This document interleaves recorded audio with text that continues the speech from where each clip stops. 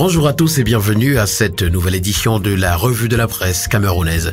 Ce matin, le quotidien vert Émergence, à sa grande une, s'intéresse à la fusion entre le JCAM et l'ECAM et nous renseigne que des membres du JCAM saisissent la justice pour une annulation. C'est à retrouver en page 3. Nouveau pacte financier mondial en petite une, ce que propose le Cameroun nous est présenté à la page 5. Et puis création d'entreprise, un atelier au secours des promoteurs. Le quotidien national bilingue Cameroun Tribune ce matin s'intéresse au sommet pour un nouveau pacte financier et titre « Prêt pour la rupture ». À la première journée des travaux dans la capitale française où se trouve le président de la République Paul Biya, les participants à cette rencontre ont relevé la nécessité de repenser l'architecture financière mondiale pour une meilleure intégration des pays en voie de développement qui continuent de souffrir du diktat des institutions financières internationales.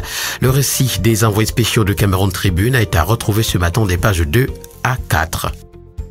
Le quotidien de la santé, Éco-Santé, s'agissant d'appétit sexuel, nous fait savoir que les personnes du troisième âge veulent toujours faire. Selon les résultats d'une enquête britannique menée par l'University College de Londres, 85% des hommes de 60 à 69 ans déclarent être sexuellement actifs, tout comme 60% de ceux de 70 à 79 ans et 32% de ceux de 80 ans et plus. Les femmes par contre sont moins actives sexuellement à mesure qu'elles prennent de l'âge, bien que certaines études montrent que, tout comme les hommes, nombre d'entre elles veulent aussi continuer à avoir les rapports sexuels en vieillissant.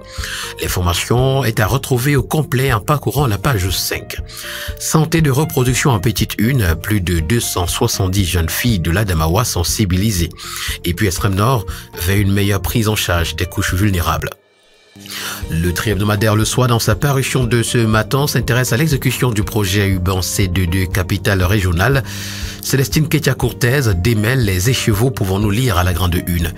Au cours d'un point de presse donné hier dans la salle de conférence de l'immeuble de l'Émergence, le ministre de l'Habitat et du Développement urbain a apporté des clarifications ultimes sur l'utilisation de la technologie du béton compacté au rouleau dans l'exécution du projet du volet urbain du contrat de désendettement et de développement C2D capitale régionale. Le Pélican qui en parle également titre à sa grande une ce matin « Programme C2D capitale régionale, un modèle de coopération salué ». Même son de cloche ce matin à la grande une du quotidien Le Quotidien, Coopération France-Cameroun, le modèle exemplaire du C2D capitale régionale. Le quotidien Nouvel Horizon, dans sa parution de ce matin et à sa grande une, titre « Mine Santé, un compromis trouvé pour l'arrêt de la grève des personnels soignants ». C'est une lueur d'espoir qui se pointe à l'horizon pour les professionnels de santé. La création d'un comité interministériel pour trouver des voies de sortie à la crise sociale qui gangrène le secteur de la santé a eu pour effet direct l'arrêt de la grève. Une victoire certes mesurée parce que les attentes des personnels soignants sont grandes et les revendications légitimes. Notons qu'il y a un peu plus d'un an, ces derniers étaient entrés en grève pour revendiquer leurs droits les plus fondamentaux et leur intégration à la fonction publique. L'information ce matin est à retrouver en page 5. La Nouvelle Expression, dans sa parution de ce matin, parle de l'affaire Congelcam. Plus de 432 conteneurs de poissons sabotés. Ces conteneurs, entreposés à la régie du terminal à conteneurs du port autonome de Douala, ont été découverts ces jours-ci après une mission d'inspection instruite par le ministre du Commerce. Tous étaient pourris, faute d'alimentation en énergie électrique. Les responsables de Congelcam dénoncent un complot oudi contre leur entreprise. C'est à retrouver en page 5. Pacte financier international en petite une, encore de vagues promesses aux Africains. Curiosité judiciaire, 41 ans de prison pour Essel. Sénateur Bedzigui, il est temps d'en finir avec le franc CFA. Terminons ce matin avec le quotidien L'Info à chaud qui parle également de ce non-branchement de certains de ces conteneurs. Congelcam accuse la RTC d'être au cœur d'un complot.